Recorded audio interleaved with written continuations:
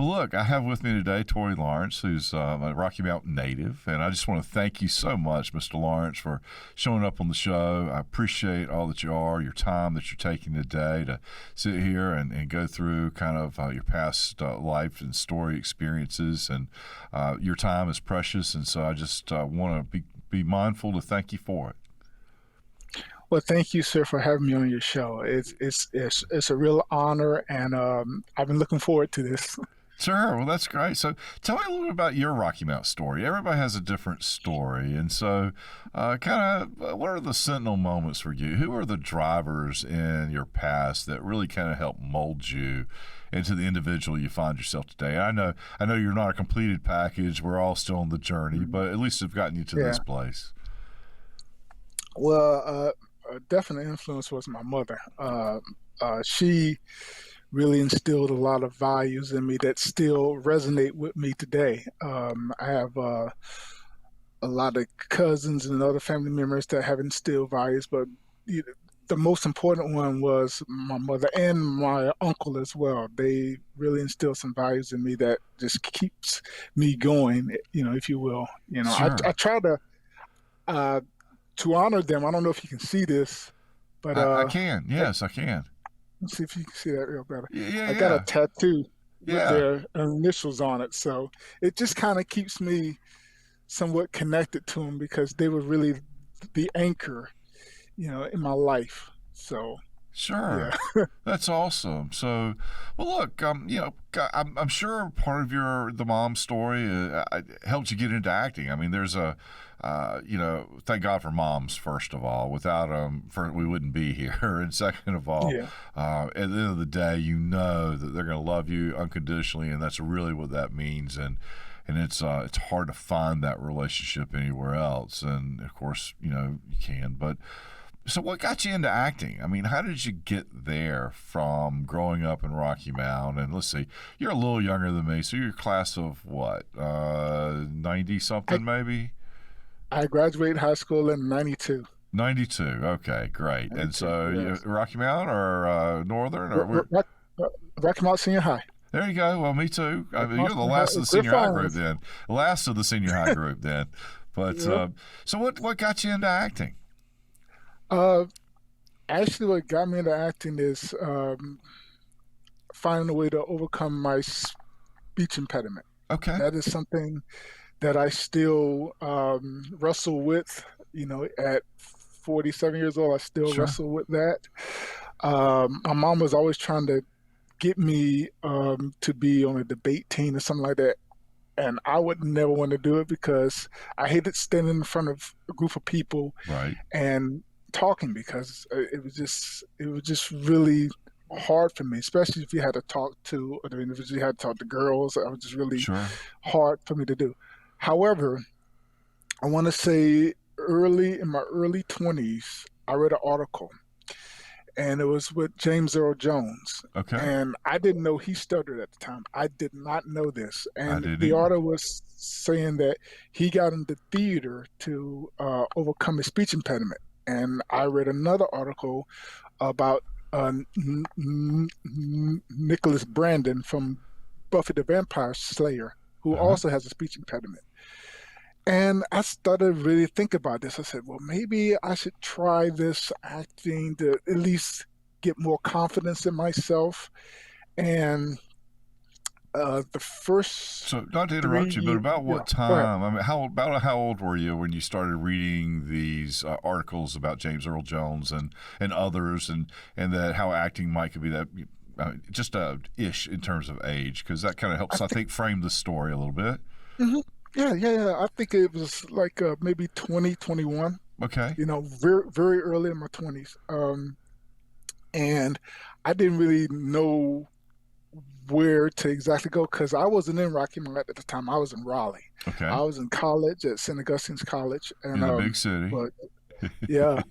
So I was just trying to find my best way to navigate into getting into this uncharted area of acting. So, but I tried auditioning for plays for 3 years, and I couldn't. The hardest thing for me at an audition was to say my name. I couldn't Okay. even say Torrey B. Lawrence. That's Okay. how bad my speech impediment was. Because when you're auditioning, you're in front of a large group of people. Right. So when I But started you finding persevere for out, 3 years. 3 years you went yeah, through that, and so I mean that shows incredible determination. And so I mean that's something to be proud of by itself. But so after 3 years of kind of we'll call scratching the start. I mean, so mm, that's where you kind of were taking us. I'm sorry, I just couldn't help. I got no, excited no, about the no, no. story. No, it's all good. It's yeah, for 3 years, a lot of will call you no, no, no, no, a lot of no's. Right. And I finally took some acting classes at Raleigh Little Theater. Okay. Yeah. Sure. And yeah, and I just finally really started to really get into it and understand the craft, read several books, and I continue to read books to this day about the craft. And after 3 years, I finally got a chance to do William Shakespeare's Taming of the Shrew. Okay. Now, at the audition, I memorized a monologue from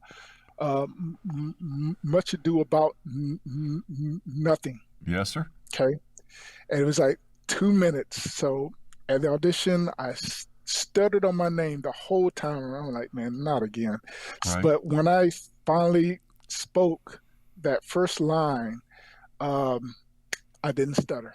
So I Okay. did the whole monologue without stuttering, and it was uh, a breath of fresh air for myself. Uh, the director stood up and clapped, and I was like, "Great, finally!" And Yeah. now we want you to read this. and, when they, and when he asked me to read Shakespeare, Yeah. it's like I just nosedive because I just couldn't get the rhythm, and it Right. was something I didn't really prepare for.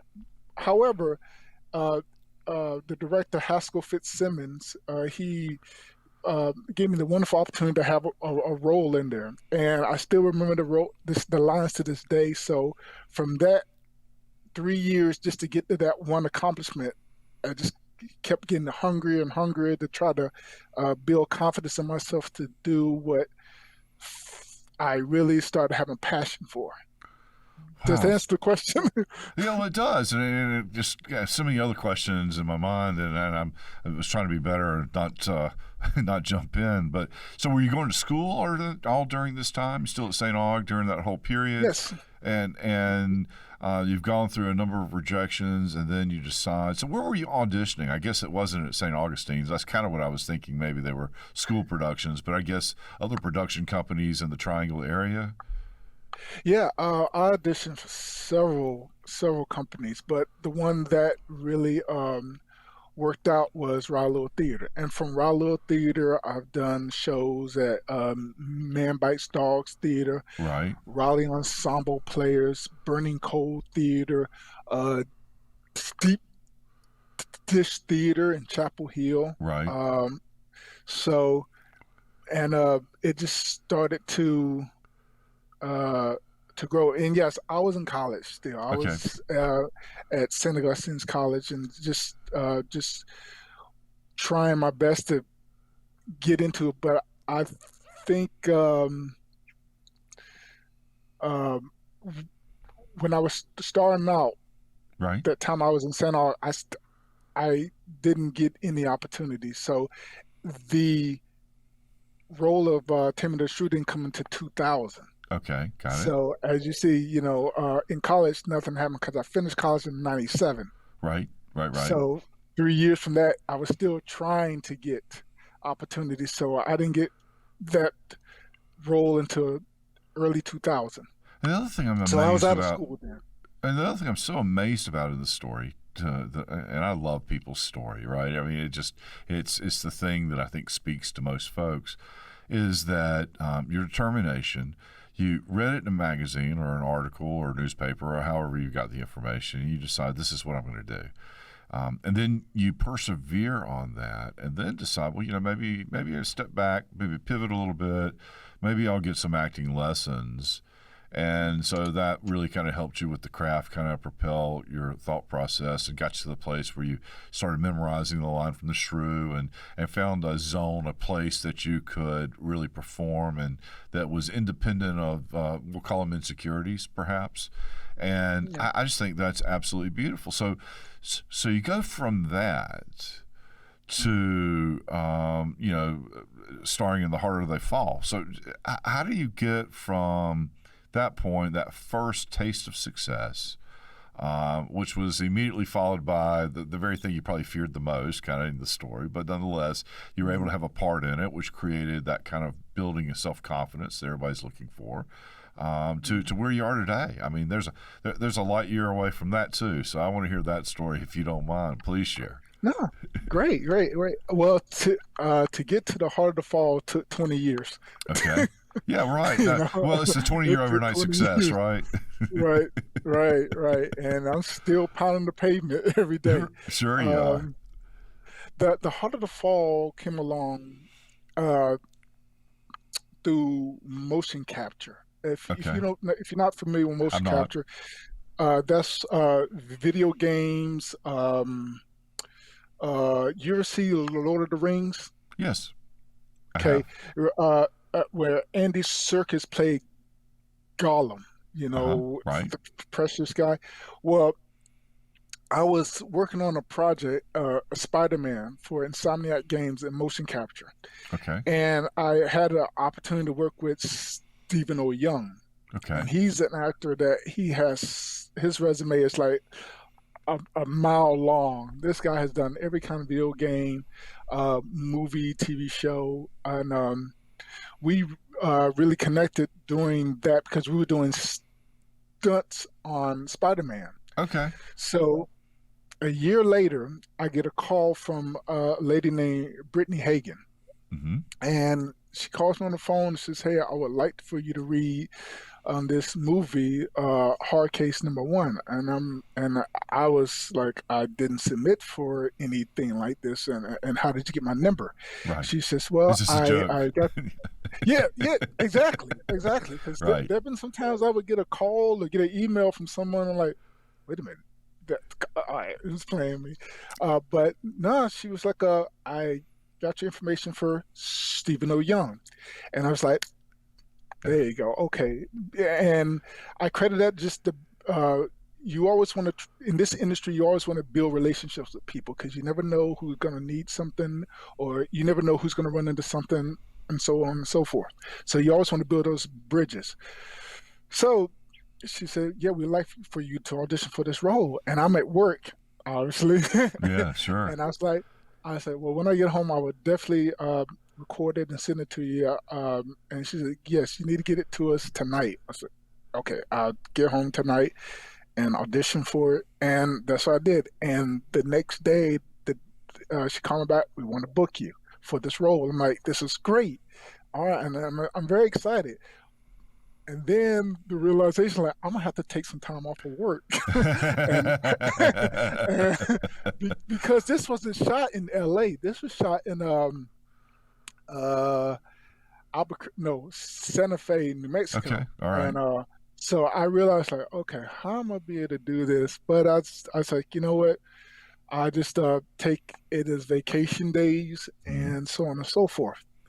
And yeah, that's how it came about, and I was just so happy to be a part of this wonderful production to be there, and that's how that came to get to Heart of the Fall. Sure. So, well, how do you juggle that? I mean, how do you juggle call it a day job and then the dream job all in one? I guess it's how have you balanced that? It's to 20, You're still smiling. That's the good yeah, news.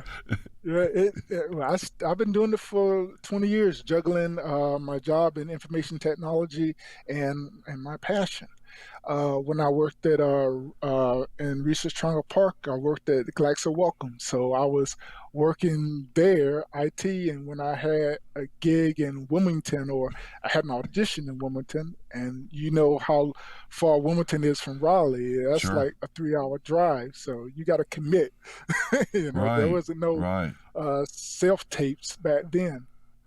Well, that was a But period of time too when we had the studios in Wilmington, or a lot more yeah, studios, and I guess a lot of that's kind of gone away. But I hadn't even considered the impact of that for somebody like you living in the Triangle. At least it's doable, it's reachable. It's a little bit of a drag, but it's certainly manageable.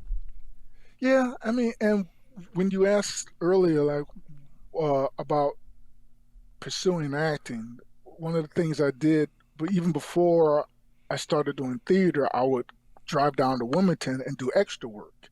Okay. So I did extra work on Dawson's Creek, I think One Tree Hill, 28 Days with Sandra Bullock. Hmm. And as although I was an extra, I tried my best to pay attention to see what the main cast was doing, supporting cast, seeing what camera A is, camera B, and just really learning as much as I can about the industry because, in essence, one day I want to be there where they're at. So I wanted to learn and just observe as much as I could. So it was a sacrifice going back and forth like that to try to get work. Sure. So what I love about your story is, I mean, you start out kid in Rocky Mountain, no different than me and many others out there, and have found some great success in acting and recognizing that life is still a journey and it's still a choice. It's a balancing act. It's a having to figure out who you are and where you want to be and how you allocate your time. So, what advice would you give to, call it the 12-year-old Torrey, knowing what you know, and what would you have done differently, perhaps? And what advice would you give to any 12-year-old that thinks that maybe this is something they're interested in? Advice, okay. You would need to have very tough skin. You got to be very resilient. And I say that uh, as a if you're 12 years old, they're probably it's more. Um, I think it's still hard, but less hard as an adult. It's harder Right. because I think they're a lot easier with children. But you got to have tough skin. I say for anyone that wants to get into this industry, learn as much as you can about it. Uh, if you're at a school that has a theater program, a drama program, be involved in that. Go to plays just to see if this is something you might be into. I still watch plays when I can. I watch a lot of TV because I watch programs of shows that I would like to be a part of. So I watch production in a different kind of context, if you will. I don't always watch it for enjoyment. I watch it as a learning opportunity. But I would definitely recommend thick skin. Um, you really have to have a desire for this. And I'll bring this in full circle. With anything that if you're 12 years old or 20 years old or 30 years old, you have to have a burning desire to accomplish any goal that you have in life. If you want to be a teacher, um, um, um, in law enforcement, whatever, you have to have that burning desire to be the best that you can be. And I think that was instilled in me from my mom when I was a kid, when I was sweeping the yard. And if I did Right. a bad job, she always told me, no, Tor, if you're going to do a job, do it, be the best at it. Right. So, and her mindset was like, you be the best at it so you don't, so when you do a job, you do it right. You don't have to do it again. That's right. That's And, right. and, um, and that's what in it, that's what in it. Be the best you can be and just be willing to make the sacrifice. I say that because in this industry, it's important to have other skill sets. Hmm. And one of the other skill sets I have is the martial arts. Hmm. And I've seen a lot of shows that they show people that have these particular skill sets. Hmm. And I thought to myself, you know what? Let me still pursue acting, but let me go ahead and get this other skill set Hmm. and master it. And one of the things I followed up on was Krav Maga. Hmm. And I wanted to be a second degree black belt. And within 6 years of just really going to class, really going to the test, really going to fight classes every week Hmm. and teaching, I really wanted to be the best at it so that I can bring that to the acting as well, so that I can actually represent, hey, I'm a person that can actually do these moves here. So that's why I'm trying to bring it full circle. Just if you're going to do something, be committed to it, see it through. I've heard a lot of those same lessons myself growing up, and I think in listening to you, I think one of the more common themes that I hear and see and appreciate about you is this desire for self discipline. Karate is a really a discipline. It is a fighting Yeah, method, but it's really a discipline. How do you control your body, your breathing? How do you control your emotions in the story? And the same is true. That same determination and self discipline regarding working through a speech impediment that really took you down the path of acting. And so that kind of leaves me with another question, and that is, what advice would you give for those who are working with a speech impediment? It's a challenge. I've had a number of friends in my past growing up with speech impediments, and I know that at least in their stories, it was a real challenge for a period of time. yeah, But once working through it, not that it's ever resolved, it really does help build self confidence, and I think that's a big part of your story. And I think speaking to others that have need to work through a speech impediment, what would you advise? I mean, your story's been incredibly unique and fascinating, but that's certainly not the normal journey. right. Uh, no, that's a great question. I when I was young, I did a lot of the speech therapy classes, Sure. and that helped to a point. Uh, and I read that people that have speech patterns, people that stutter, when they sing, they don't stutter. Right. When they whisper, they don't stutter. So I started to try to understand that, but also looked at individuals who um, became famous. And I don't want to use the word famous, but accomplished great things in Okay. despite their speech impediment. So when you look at uh, Bo Jackson, speech Hmm. impediment; Tiger Right. Woods, speech impediment; Bruce Willis, speech impediment; Samuel Jackson, speech impediment. There are a lot of individuals that did not let that hinder them, Hmm. and I would say that now with the age of the internet, you have this information that is readily available, and I think that could be a good talking point where we get uh, young men and women that have this condition, this to kind of get some insight. If they was able to do this and that, and this speech impediment didn't hinder them, then I know I can do it. That Right. makes sense, Yeah, sure it does. and it's like you just there are always going to be people that will laugh at you, that won't understand, and that's why I say you got to have thick skin, because there have been times when I first came out here and I stuttered, people laughed, Sure. and I had to, not try my best to not get angry about that, Right. because sometimes Right. people just don't understand, because they never met anybody that has a speech impediment. And I can look at my speech impediment sometimes and just and laugh at it, because sometimes I could find things funny about it. It is what it is, But I think it's also important that um, you have a great opportunity to make yourself different than anybody else. Right. And I think it's a wonderful trait to have. And as a child, I didn't really see that, but today it's like I have no problem speaking, but I still stutter here and there. Right. So it's just something that you just have to accept it and just move on and just don't let that hinder you. Well, it's part of what made you you, right? It's part of what's built the character that you evolve, that has evolved out of you, that has accentuated the guidance that your mom and cousins and others in your family have has certainly instilled in you. And so it's been the one thing that's given you really a sense of accomplishment that could easily have been something that could have really defeated you. So I just am amazed and very proud of that story, and God bless you for that.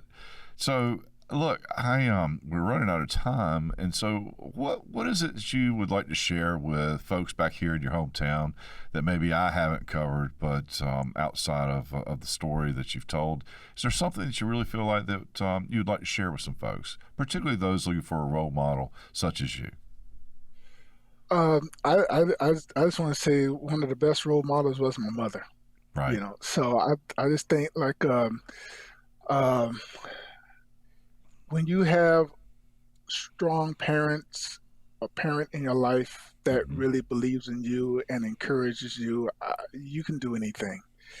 And if you surround yourself with positive role models that can keep you on the right path, the teachers and counselors that can kind of help you navigate through life, I think that would be it will be tremendous because you're right. And to overcome so many things in this industry, I have had so many highs and lows, Right. because you kind of always wonder, like, man, why am I doing this? I'm not doing anything right, or I didn't book that role, or I didn't get that job, or have you. You just gotta have a um, trying to think of the word. Have some good friends that you Mm-hmm. can talk to, that you can lean on, and get advice, and just keep doing what you're doing, keep grinding, keep believing in yourself, because you have to believe in yourself because no one else will. Yeah. And once you start to believe in yourself, and then other people's like, they'll take notice. Right. And you just you gotta you just gotta go for it. With Man, everything, those are anything words to that you live do, by. you gotta go for it. I get it, man. So, Those are words to live by. and, And I pretty go ahead. I'm sorry, I didn't mean to interrupt you. no, no, it's like you have in Rocky Mount, you have so many individuals that came from that. You had Thelonious Monk Sure. that came from Rocky Mount. You have another actor that's from Rocky Mount, Sure. Mary Elizabeth Winstead. That's right. She's been doing big things out here. Sure. So it is possible. It is possible to achieve your dreams, achieve your goals, but you just have to have that perseverance, and you just got to take it one day at a time. Try not to think of like where you're going to see yourself 10 years from now. Try to see yourself 6 months from now, a year from now, and just start making those little steps. Because if you look 10 years from now, that's a gigantic chasm. Just take the little steps, and those little steps become bigger steps, because then you'll be farther on in life.